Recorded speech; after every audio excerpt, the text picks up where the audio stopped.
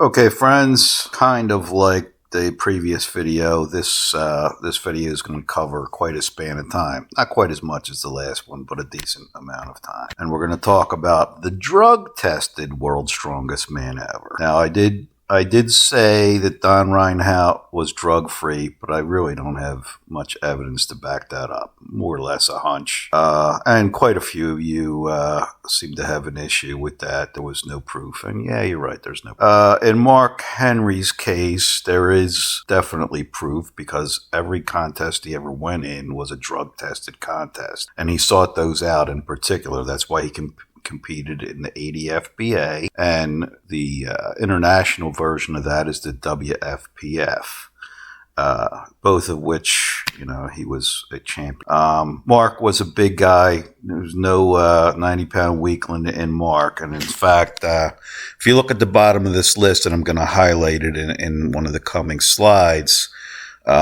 he started out his powerlifting career in high school at 16 years of age. 16, 17, 18, and was first place in all those. And in fact, he held those high school records, which were back in the late 70s, until very recently a young man just broke them. And Mark actually congratulated the guy. One of the things they liked to do in the old powerlifting magazines was these little combinations of supermen of the century, top super heavies of the last so much period of time, and etc. So this one is based on the Swartz and Sinclair ratings and powerlifting and Olympic lifting, and you'll see that Mark Henry is very high on that list. Here he is. His athleticism is incredible. 6'3", 370, and dunking a basketball. So that's insane. And in addition to his athleticism, he also has done many of the performing strongman type things, like in this case, he twisting a spoon. Now bending a spoon is not all that difficult and can be done, but twisting a spoon like that is a lot harder. Here he is with my friend and octogenarian Michael Margolis, who is a performing strongman, and they're both from Texas, so I imagine they're not very far apart, and obviously they're friends. This is a comparison of their hands. Now here, Mark Henry has done over the years, as most of you know, he's just retired this year from the Worldwide Wrestling Federation. And every once in a while they would have him rolling up these frying pans, which usually were kind of chintzier ones. Well, they played a little trick on here, and they got a dirtier rolled up. And of course he does roll up this one. And then he goes on in this video, and then they bring him a steel rod to bend. And it was supposed to be double or nothing on the bet. Well, of course he bends the rod with no trouble at all. And I'm sure collects on the bet. Now, we're going to go into, this is a report on his 95 nationals lifting in the 80 FPA again, and talking about the crazy lifts that he did. And again, they're pretty much raw. So raw and drug-free, which makes Mark Henry's lifts so unique. And it talks about that it looked like he could have squatted 1,000 pounds. He does claim later on that he did do 1,006 in training or something. And here he is loaded up with, I believe this was the 947 that he did at the Nationals. And goes on to talk about that he ended up deadlifting 903 and saluted the crowd afterwards because the crowd called for it. He was going to go with high eights, and the crowd was saying 900, 900. So he's like, okay, you called for it, so you got it. And he did 903. Also in that same meet, here he is. And again, no bench shirt, or he has wrist wraps on, but that's about it. And 462 bench. Which, for a guy that size is not all that phenomenal, but when you consider you throw that on top of a 903 deadlift and a 947 squat. It's a lot. So there he is with the big squat, and you could see how massive he is. And it doesn't look like there's any question in the depth on that one, which I think on his second attempt lift, which was the first attempt at 947, I think they might have called them on depth. That's what's being implied.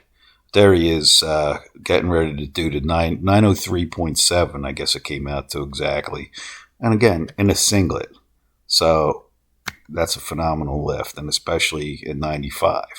This was the magazine that one of the powerlifting magazines that had some of the results that I'm showing you from these contests that he was in. Great magazine.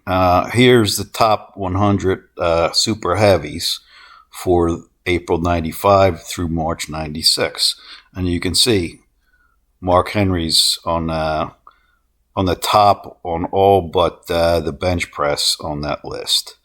So he's like second in the squat and then first in deadlift in total. So again, just awesome lifting. And especially considering he's also a great Olympic lifter, which unfortunately, now this is talking about his worlds in 95, which he, of course, took first place in and upped those numbers from the 95 nationals. And, he's always doing these kind of feats of strength on worldwide wrestling stuff. There he is as an Olympian. Unfortunately, I don't have really any weightlifting magazines from which to gather results and all that kind of stuff. But it does talk about it in that first panel. It was talking about accomplishments. He's got multiple national wins and national records in Olympic lifting. And then, so he went on, in 92 and 96, he represented the U.S. in the Olympics and did very well. There was another YouTube video I found where he was talking about, his best accomplishments strength-wise over the years. Here he's talking about a 400-pound, over 400-pound snatch, a 9 1/4 deadlift in training. Again, this is raw, and this is conventional. This isn't sumo. He says he benched 601.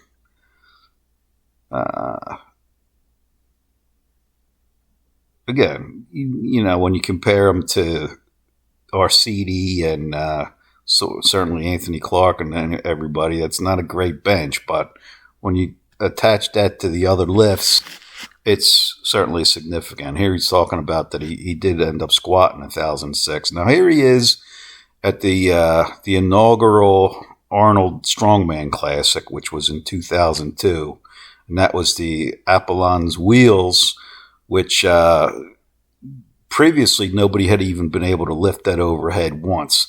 Well, he did it 3 times. Not 3 reps on a single attempt, but 3 separate attempts of getting it overhead, which is pretty phenomenal.